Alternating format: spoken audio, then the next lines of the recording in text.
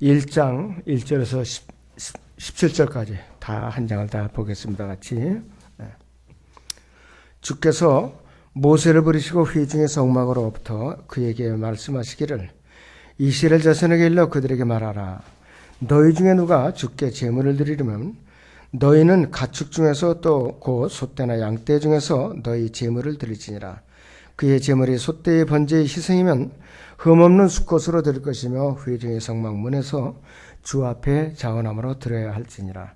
그는 번제물이 머리에 안수할지니 그리하면 그것이 그를 위한 속죄로 주께 받아들일 것이니라. 그가 주 앞에서 그 수송아지를 잡을 것이며 제사장들은 아론의 아들들은 그 피를 가져다가 회중의 성막 문 옆에 있는 제단 위 사면에 뿌릴 것이며 또 번제물이 가죽을 벗기고 각을 뜰 것이니라.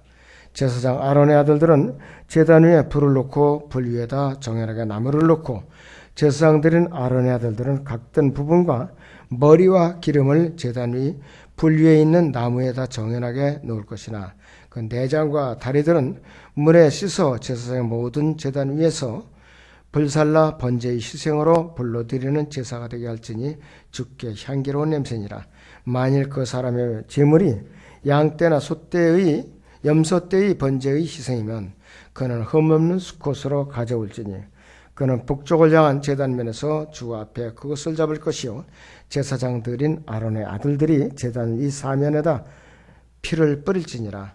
그는 그것을 그 머리와 기름과 더불어 베어서 그것에 각을 뜨고 제사장은 그것들을 제단의 불 위에 있는 나무에다 정연하게 놓을 것이요 그는 내장과 다리를 물로 씻을 것이요 제사장은 그것을 모두 가져다가 제단에서 살을지니라.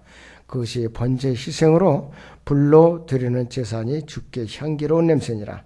만일 주께 드리는 그의 제물이 새의 번제의 희생이면 산비둘기들이나 어린 집비둘기들로 드릴지니 제사장은 그것을 제단에 가져다가 머리를 비틀어 끊어서 제단에서 불사르고 그 피는 제단 곁에 짜낼지니라.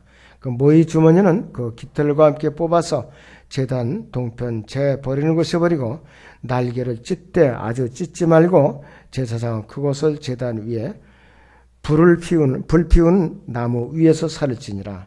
그것이 번제의 희생으로 불로 드리는 제사니 주께 향기로운 냄새니라 그랬습니다. 오전의 주제는 번제와 예수 그리스도입니다. 번제와 예수 그리스도. 이 번제 희생은요, 아버지의 뜻에 순종하기 위하여 죽음까지 달게 받으시고 점 없으신 자신을 제물로 드리는 예수 그리스도를 예표하는 거예요. 예수 그리스도.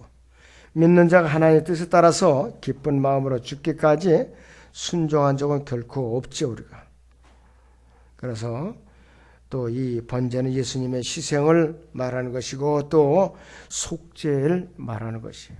그 죄인들을 위해서 예수님께서 우리를 위해서 대신하셨다. 우리를 대신 대속해 주셨다. 그래서 또 대속을 이제 말하는 것이에요.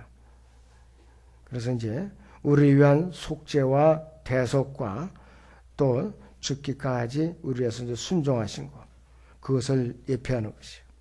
여기에서 이제 레위기 1장 3절에서 특별히 5절에서 강조하는 것은 번제 희생, 그 다음에 자원함이라는 단어가 나오고 주께 받아들여질 것이니라. 그 다음에 속죄 이런 단어가 계속 나오고 있어요. 그래서 이 번제로 드려지는 모든 제물들이 주께 향기로운 제물로 이렇게 냄새로 흠향이 되는 번제에다가 이 속쇠 같은데 속쇠 같은데 그물망 위에다가 번제물을 올려놓고 불로 태우면은 그 타오르는 그 냄새가 하나님께 흠향이 되는 거예요. 하나님께. 그런데 여러분들 생각해, 큰 높고 높은 하늘에 계신 보좌에 계신 그분이 어떻게 그게 흠향이 되는가? 여러분들 의심할 필요 없어요. 하나님은 무소부지하신 분이에요. 지구 구석구석 어디에 있는 것도 다 감지하시는 분이에요. 우리의 몸 안에 계시는 성령님께서도 이 우주상 어느 곳곳이든지 계시는 분이에요. 장소에 불문한다 이것이. 번제는 5가지 짐승이 대표적으로 드리는데 그 5가지가 다 각각 예수 그리스도를 이제 대표하는 것이에요. 첫째는 어린 숫소와 황소가 있어요. 어린 숫소, 황소가 있는데 3절에서 거기 9절을 다시 보겠습니다. 3절에서 9절.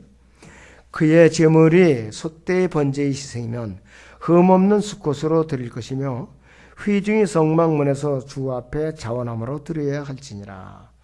그는 번제물이 머리에 안수할지니 그리하면 그것이 그를 위한 속죄로 주께 받아들여질 것이니라. 그가 주 앞에서 그 숫송아지를 잡을 것이며 제사장들인 아론의 아들들은 그 피를 가져다가 회중의 성막 문 옆에 있는 제단 위 사면에 뿌릴 것이며 또 번제물의 가죽을 벗기고 각을 뜰 것이니라.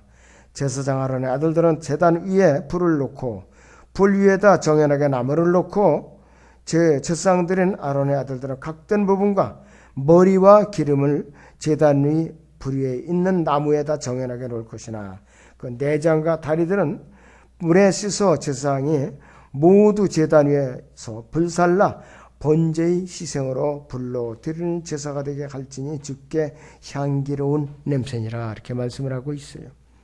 이 숫소라든지 이 어린 숫소, 그 다음에 황소는 인내로 우리를 위해서 견디시고 죽기까지 하나님께 순종하신, 갈보리 십자가에서 죽기까지 순종하신 종으로서의 예수 그리스도를 예표합니다. 종으로서의 예수 그리스도를 예표해요. 자, 그래서 그분께서 드려진다는데, 예수님께서 갈보리 십자가에서 희생제물로 드려진다는 의미에서 대속의 의미가 있는 것이에요. 대속의 의미가. 그리고 우리가 그러한 희생제물이 되어서 스스로 드려진 적이 있는가? 우리는 그렇게 드려진 적이 없어요. 예수님만이 그렇게 드려진 유일하신 분이에요.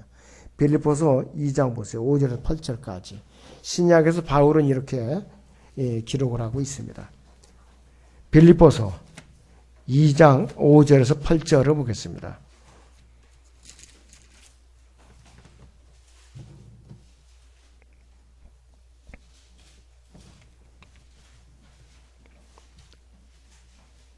빌립보서 2장 5절 8절입니다. 너희 안에 이 생각을 품으라. 곧 그리스도 예수 안에도 있는 생각이라. 그는 하나님의 형체로 계심으로 하나님과 동등하게 되는 것을 탈취라 생각지 아니하셨으나 오히려 자신의 영예를 버리고 종의 형체를 입으시어 사람들의 모습을 취하셨느니라. 그래야 사람과 같은 모양으로 나타나서 자신을 낮추시고 죽음에까지 순종하신 십자가의 죽음에까지라 했습니다. 끝까지 자신을 낮추신 분이에요.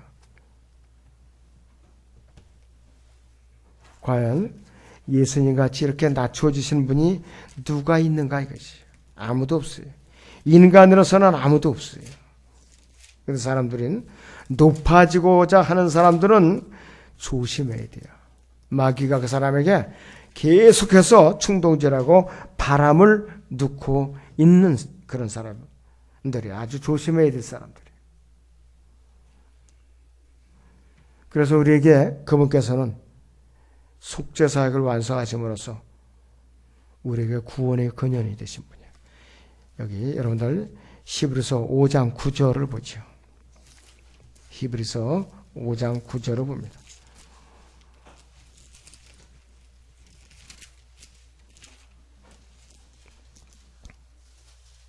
히브리서 5장 8절에서 9절을 봅니다. 그가 아들이면서도 고난받은 일들로 순종을 배워서 온전하게 되심으로 자기에게 순종하는 모든 사람에게 영원한 구원의 근원이 되셨고 그랬어요. 하나님께서 멜키세덱의 계열에 따른 대제사장으로 칭함을 받았느니라 그랬습니다. 또 예수님께서는 희생제물로 이렇게 드려지심으로써 믿음의 창시자가 되신 분이에요. 히브리서 12장 2절을 봅니다. 히브리서 12장 2절을 봅니다. 그리고 우리 믿음의 창시자의 완성자이신 예수를 바라보자 그랬어요. 그리고 우리 믿음의 창시자의 완성자이신 예수를 바라보자. 그는 자기 앞에 놓인 즐거움을 위하여 십자가를 견디시고 수치를 개의치 아니하시더니 하나님 보좌 오른편에 앉으셨느니라 그랬습니다. 구원의 근원이 되시고 믿음의 창시자가 됐어요. 갈보리 십자가에 희생제물로 드려지심으로 말미암아. 그 다음에 번제물 중에 양과 어린 양에 대해서 우리 알아보죠.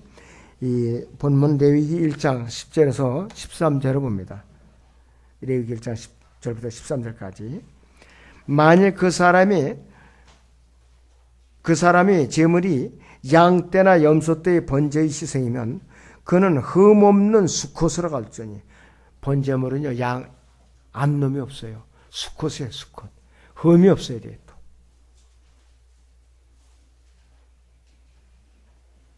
11절. 그는 북쪽을 향한 제단면에서 주 앞에 그것을 잡을 것이요 제사장들의 아론의 아들들이 제단 위 사면에다 피를 뿌릴지니라.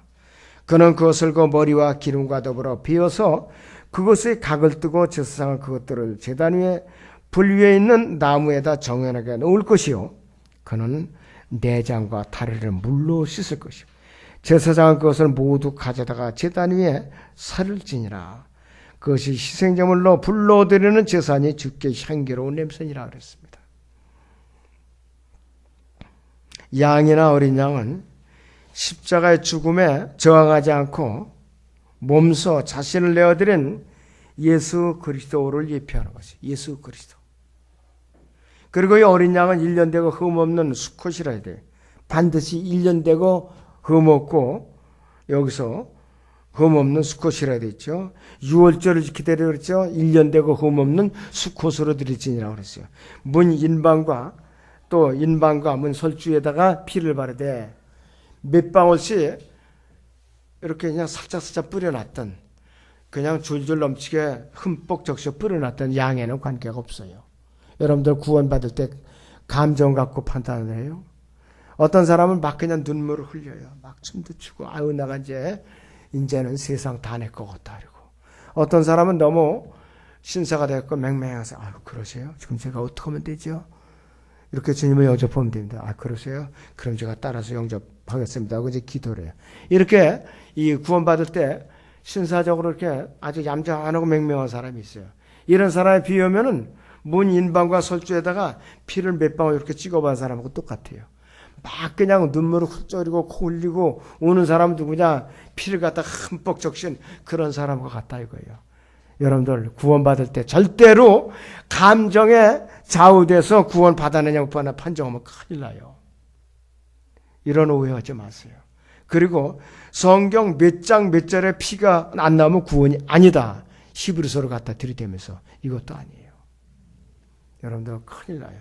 히브리서의 기본 원칙이 어디냐? 교리가 유대인들을 위한 것이에요. 대화할 때 히브리인들을 위한 것이에요. 성경 몇 장 몇 절에 피가 안 나면 그건 구원이 아니다. 그렇게 영접하냈으면 구원받아서 이렇게 나온 거거든요. 여러분들 그러지 마세요.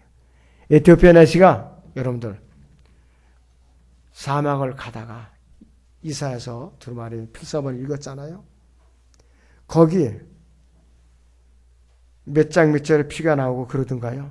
그 두루마리 필사본을 읽고 가다가 빌립 집사의 복음을 듣고 그리고 주님을 영접한 거예요. 이 사람이. 오해하면 안 돼요. 사도 바울은 몇 장 몇 절 피가 섞인 몇 장 몇 절 성경 구절 갖고 딱 구원받은 거 아니에요. 특별한 방법으로 구원받았어요. 그래서 여러분들이 성경 몇 장 몇 절에다가 목을 매달지 말 것, 감정에 좌우되지 말 것, 구원받은 이후에 그거 아주 명심하셔야 돼요. 그렇기 때문에 이런 사람들은 언제나 믿음이 흔들리면 의심하게 돼 있고 썰물처럼 교회로 또 빠져나가는 것이에요. 이 시간을 통해서 감정에 좌우되지 말자 명심하셔야죠.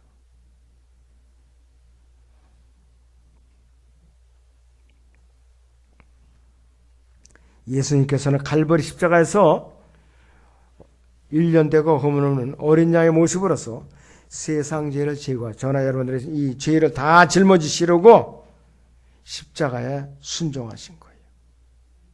그렇기 때문에 요한복음 19장 28절에 목마른 이 그분께서는 이 식초에다가 저거 했을 때에 검으셨고 거절하셨고 3절에서는 다 이루었다 그랬어요.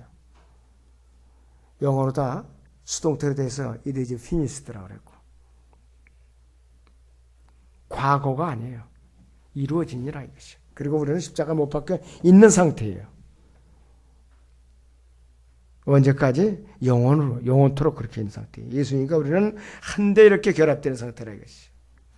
이스라엘 백성이 이집트에서 나올 때 집집마다 양을 잡아서 문설주 문 기둥에 뿌려서 이스라엘 백성들이 죽음을 대신한 속죄물이 했다 이것이. 그리고 어린 양의 예표는 멀리는 창세기 3장 21절에서 아담과 이브가 범죄했을 때 한 마리의 짐승을 잡아가지고서 하나님께서 그 피로 대속하시고 그 가죽을 갖다가 그들이 입혀줘 갖고 죄를 가리신 거예요.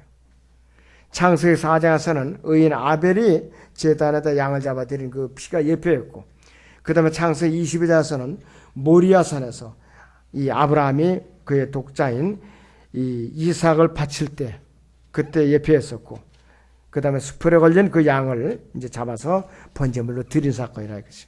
그리고 이제 이 신약에 와서는 요한복음 1장 29절에서 침례 요한이 보라 세상 죄를 지고 가는 하나님의 어린 양이라고 그랬어요. 어떤 일부의 사람들만 위한 것이 아니라 이 세상 모든 죄인들은, 심지어는 베드로서 2장 2절로 있는 대로 거짓 선자, 거짓 교사들까지도 위해서 예수님께서 갈보리 십자가에서 죄값을 치러 놓으신 분이에요. 그러한 자들까지도 주님을 영접하면 영원한 생명을 받아요. 지금도 그래요. 자, 그래서 우리는 그분의 생명을 이어받아 그분의 향기를 이어받아서 우리는 또 그 의해서 또 다른 생명을 낳고 그분의 향기를 내뿜는 일에 우리가 어떤 일에 대해 자신을 드려야 되는 거예요. 주님께 헌신해야 되는 거라는 것이. 말로만이 아니라, 지식으로만이 아니라, 머리로만이 아니라 우리가 발걸음으로 품을 팔아서 그렇게 일을 이루어야 되는 것이죠. 그 다음에 염소가 또 나와요. 번제물 중에 염소. 이 염소는요, 성경에서 하나님께 불순종하는 죄인을 예표해요. 일단은. 그런데 예물로 드려질 때 한해서는 범죄자들과 더불어 헤아림을 받으신 죄로 삼으신 바 된 저주가 되신 우리의 대속자가 되신 예수 그리스도를 대표합니다. 예수 그리스도를 대표하는 것이. 자, 예수님께서는 죄 없이 이 세상에 오셨어요. 누구 때문에 죄가 됐을까? 저나 여러분들은 죄와 저주가 되신 분이에요. 자, 이사야 53장 12절을 보죠. 이사야 53장 12절을 봅니다.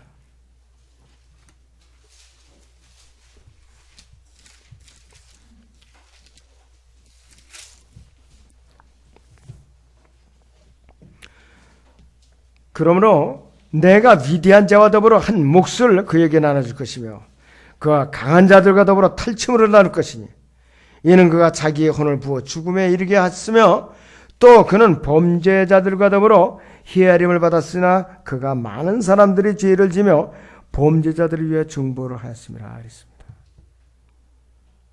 우리를 위하여 범죄자로 헤아림을 받았는데 이 예표가 바로 염소예요. 1년 된 염소라 이것이.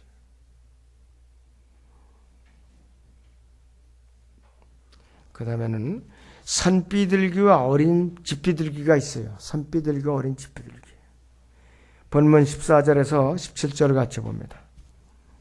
만일 주께 드리는 그의 제물이 새의 번제의 희생이면 산비둘기나 어린 집비둘기들로 드릴지니 제사장은 그것을 제단에 가져다가 머리를 비틀어 끊어서 제단에서 불사르고 그 피는 제단 곁에다 짜낼지니라.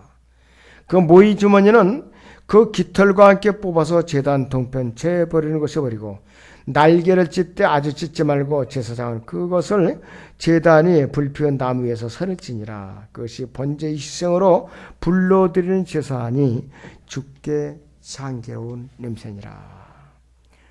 새 피도 피예요. 분명히 그 밑방울 안 나와도 피라 이것이. 이것으로도 죄가 대속이 됐어요. 대속이 됐다 이것이. 새의 피는 소나 양이나 염소 같이 큰 짐승의 이 동물에 비하면은 피가 아주 민밀하게 몇 방울밖에 안 나와요. 하나님께서 미약한 새조차도 번제물로 받으세요. 그래서 산비둘기나 어린 비둘기는 일반적인 경우에 아주 애통해하는 무죄한 자를 상징합니다. 무죄한 자. 레위기 5장 7절에서는 가난함을 나타내는 그 상징이에요. 그래서 우리를 위해 가난하게 되신 분이 우리를 위해서.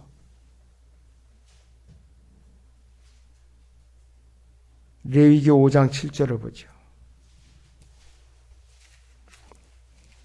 레위기 5장 7절을 보겠습니다.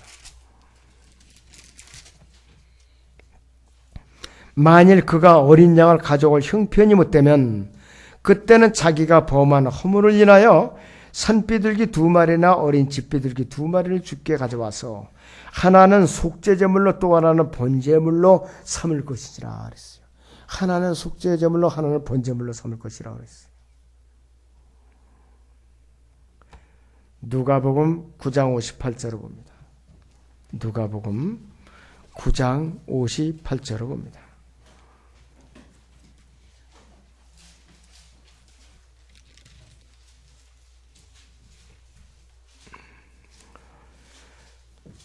예수께서 그에게 말씀하시죠. 여우들도 굴이 있고 공중의 새들도 보금자리가 있지만 인자는 자기 머리 둘 곳조차 없느라고 하시며, 예수님처럼 가난하신 분도 없었어요. 세상에 계실 때.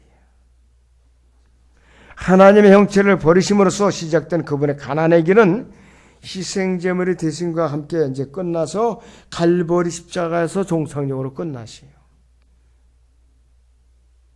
그래서 인자로서 가난하신 예수님께서 그분의 예표가 되는 산비둘기 또는 어린 집비둘기는 가난한 사람들이 되는 예명이 됐는데, 예수님의 그 양부 요셉과 그의 모친 마리아는 어떤 예물을 드렸는가 한번 보세요. 누가복음 2장 24절을 보겠습니다.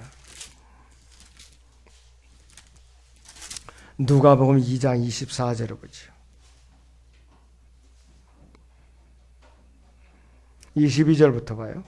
그 후 모세의 율법에 따라 그녀의 정결례를 위한 날들이 차니 그들은 아기를 죽게 드리기 위하여 예루살렘으로 데려왔더라. 주의 율법에 기록된 바 초태생의 남자는 다 주께 거룩하다고 불리리라고 한 것과 같으니 주의 율법에 말씀하신 대로 제물을 드리는데 산비둘기 한 쌍이나 어린 집비둘기 2마리를 드리더라 그랬습니다. 너무 가난하니까 여기서 비둘기로 드린 거야. 비둘기로. 사실은 그들은 진짜 제물을 몰랐던 거예요. 하나님이신 예수 그리스도 진짜 제물을 품에 이렇게 안고 가면서도 진짜 제물을 몰랐던 거예요. 가장 완벽한 제물을 갖고 성전에 올라와서 예물을 드린 사람이에요. 세상에서 가장 완벽한 제물을 드린 사람은 이 요셉과 마리아예요. 요셉과 마리아. 왜? 직접적으로 산 제물이신 하나님을 안고 갔으니까. 근데 본인들은 몰랐어요. 이 시대 사람들은 몰라요. 전부. 이건 몰라요. 아직도. 예수 그리스도의 예표에 대해서 우리는 5가지를 알아봤는데, 과연 내가 레위기를 읽을 때마다 얼마나 자세하게 예물들이 예표에 대해서 알고 있느냐 이것이에요. 우리는 이 시간을 통해서 이 예표들, 교훈들 올바로 숙지하면서 성경을 읽어야 돼요. 이 레위기를 읽을 때마다. 레위기 1장 4절을 다시 봅니다. 레위기 1장 4절을 다시 보죠. 그는 번제물이 머리에 안수할지니 그리하면 그것이 그를 위한 속죄로 주께 받아들여질 것이니라 그랬습니다. 여기서 안수한다는 의미는 번제물을 드리는 자가, 번제물을 드리는 사람이 번제물에 안수하는 것을 자기 자신이 바로 그 번제물과 똑같은 처지가 된다는 것을 의미하는 것이에요. 예표상으로 볼 때 성도들이 예수 그리스도와 똑같은 처지에 놓여 있음을 받아들이고 이러한 자신의 믿음과 예수님이 일치되어 있다는 것을 인식하는 것이. 성도는 오직 믿음으로만 의롭게 되는 것이. 믿음은 그의 죄를 위해서 지은 번제물이 되어서 죽으신 예수 그리스도와 자신의 내가 일치된다는 것을 믿는 것이에요. 바로 이러한 성도의 믿음은 꼭 하나님 앞에 의로 여겨지기 때문에 그 순간에 성령으로 인을 치시는 거예요. 바로 그 순간에. 자, 여러분들이 과연 지금의 내가 번제물이 되신 예수 그리스도를 믿고 나서 내가 어떻게 되는가 이것이요. 베드로전서 2장 24절을 봅니다. 베드로전서 2장 24절을 보시죠. 그가 친히 나무에 달린 자신의 몸으로 우리의 죄들을 담당하셨으니 이는 우리가 죄들에는 죽고 의에는 살게 하려 하심이니라. 그가 채찍에 맞음으로 너희가 낫게 되었느니라. 이는 너희가 길 잃은 양들 같았으나 이제는 너희 혼들의 목자와 감독에게로 돌아왔습니다. 이렇게 말하고 있어요.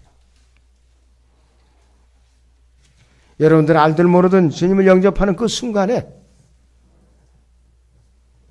갈보리 십자가에서 희생제물로 드려주셨고 또 여기 레위기 1장에서 나왔던 5가지 번제물들이 예표로 드려졌던 구약의 짐승들, 그것이 실체로서 육신을 입고 이 땅에 오셔서 갈보리 십자가에서 모든 죄인들을 위해서, 이 세상 모든 죄인들을 위해서 죄값을 치러 놓으신 것을 우리가 믿음으로 받아들였기 때문에 여러분들은 완성된 제물을 항상 여러분들 몸속에 성령으로 모시고 사는 거예요. 완성된 제물. 셋째 하늘에서는 그분께서 우리를 위한 대제사장으로서 우리가 그분께 자백할 때마다 대제사장으로서 속죄제사를 드려요. 그리고 우리를 위한 중보를 해주시고 그리고 마귀가 송사할 때마다 우리를 중보해 주시고 그 다음에 우리가 죄를 지었을 때 자백함으로써 우리를 위해서 그분께서 변호인 역할을 하신다 이것이에요. 바로 그분이 지금 우리의 3가지 사역을 동시에 하고 계세요. 지금 얼마나 감사한 일이에요. 아무쪼록 마음에 꼭 깊이 간직하시기 바랍니다.